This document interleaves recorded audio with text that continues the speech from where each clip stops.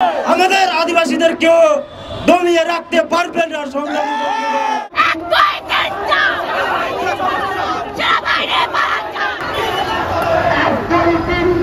অশান্ত উত্তাল পাহাড়ি জনপদ দীঘিনালা। সেখানে ঘটেছে রক্তপাত ও সহিংসতা। উদ্গীরণ হচ্ছে সাম্প্রদায়িকতার বিষবাষ্প। শান্ত প্রকৃতির ছায়া শীতল সৌহার্দ্যতার মাঝে বাজছে সংঘাতের দামামা। আবার মুখোমুখি দাঁড়িয়েছে পাহাড়ি আর বাঙালি। ভালো নেই খাগড়াছড়ি, ভালো নেই সেখানকার মানুষজন। খাগড়াছড়ির মধুপুর, মহাজনপাড়া, দীঘিনালা, বাবুছড়ার নানা জায়গায় হামলা ভাঙচুর হয়েছে। আগুনে পুড়িয়ে দেয়া হয়েছে বাড়িঘর, দোকানপাট, সবকিছু। সেটেলার বাঙালি যুবক হত্যার অভিযোগকে কেন্দ্র করেই সীমাহীন অরাজকতার সূত্রপাত ঘটে। ক্রমেই তা ছড়িয়ে পড়ে পাহাড় থেকে পাহাড়ে।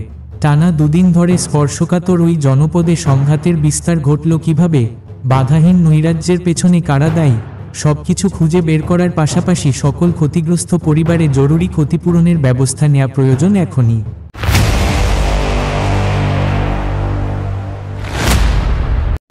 বৃহস্পতিবার রাতভর পাহাড়ি ও বাঙালিদের মধ্যে ব্যাপক সংঘর্ষ হয়েছে।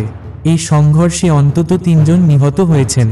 আহতও হয়েছেন উভয় পক্ষের অন্তত ৩০ জনেরও বেশি। এ সময় অসংখ্য বাড়িঘর, দোকানপাট আগুনে পুড়িয়ে দেওয়া হয়েছে। জাতিগত সংঘাত ছড়িয়ে পড়েছে দূরবর্তী রাঙামাটিতেও। সেখানেও সংঘর্ষে একজন নিহত হওয়ার খবর পাওয়া গেছে। উত্তেজনাময় পরিবেশের জের ধরে বান্দরবনেও বিরাজ করছে থমথমে অবস্থা। সেখানে জেএসএস এবং দেশীয় নিরাপত্তা বাহিনীর ভূমিকা বুঝতে সাধারণ বাসিন্দাদের গলদঘর্ম অবস্থা। কয়েকটি যুগ ধরে বৃহত্তর পার্বত্য জনপদ জুড়ে অস্বাভাবিক, বিপর্যয়কর পরিবেশ চলে আসছে। এদেশেরই অবিচ্ছেদ্য অংশের বিরাট সংখ্যক পিছিয়ে পড়া জনগোষ্ঠী বনাম সেটেলার বাঙালিদের মধ্যে সীমাহীন বৈরিতাসহ সংঘর্ষ চলে আসছে। লাশের পর লাশ পড়েছে, রক্তাক্ত হয়েছে সবুজ পাহাড়। উভয় পক্ষই পরস্পর বিরোধী মানবাধিকার লঙ্ঘনের অভিযোগ তুলে আসছে। এক পর্যায়ে সবকিছুর জন্য দায় চাপিয়ে দেওয়া হয় সেনাবাহিনীর উপর।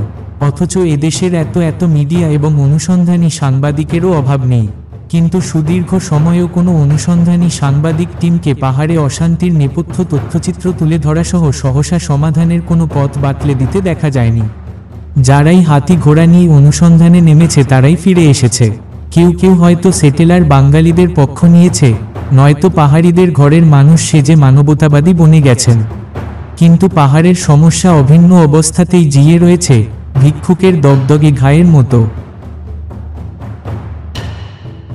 বাংলাদেশ মণিপুরের স্বাধীনতাকামীদের সহমর্মিতা জানালে ভারত বাংলাদেশের পার্বত্য উগ্রপন্থী গ্রুপগুলোকে লেলিয়ে দেয়।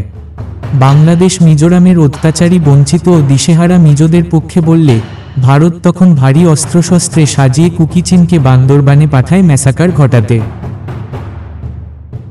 অথচ বাংলাদেশ শুধু শান্তি শৃঙ্খলা আর প্রতিবেশী রাষ্ট্র ভারতের মঙ্গল চায় বলেই উলফা, এনডিএফবি, আচিক ফ্রন্ট, বড় বিদ্রোহী, এনএলএফ, পিএলএ, কেএনএলএফ সহ 2 ডজনেরও বেশি উগ্রপন্থী সশস্ত্র গ্রুপকে বিন্দুমাত্র সুযোগ দেয় না বা সাহায্য করে না। স্বাধীনতাকামী এসব সশস্ত্র দল বা উপদলকে বাংলাদেশ যদি শুধুমাত্র সীমান্তবর্তী নোম্যান্স ল্যান্ডে অবস্থানের সুবিধাও দেয়, তাহলে ত্রিপুরা, মিজোরাম, আসাম, মেঘালয়, অরুণাচল, মণিপুর ও নাগাল্যান্ডে কিন্তু ভারতের হাড় কাঁপুনি শুরু হয়ে যাবে। বাস্তবতায় এখন আসলেই ভারতকে অস্থিরতায় ঠেলে দেওয়া ছাড়া বাংলাদেশের পাহাড়ে শান্তি বজায় রাখা কঠিন হয়ে দাঁড়াচ্ছে।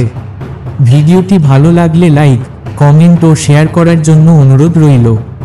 এ ধরনের ভিডিও সবার আগে পেতে চ্যানেলটি সাবস্ক্রাইবও করুন।